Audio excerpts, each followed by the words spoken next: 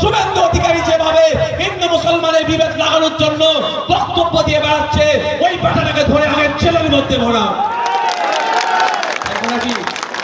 মা আপনাকে 1000-1200 দিচ্ছে, আপনার ছেলেটা যখন স্কুলে যাচ্ছে মিড ডে মিল খেয়ে বাড়ি চলে আসছে।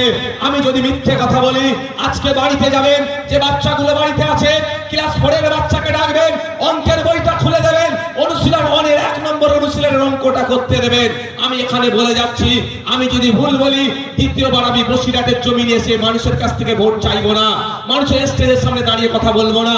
100টা বাচ্চাকে ট্রাই করে দেখুন, 90টা বাচ্চা এই অনুশীলন 1 এর অঙ্কটাও করতে পারবে না।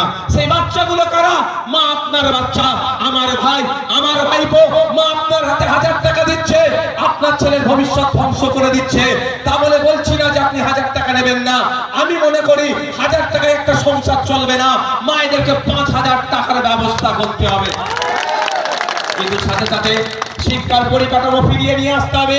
মায়েরাও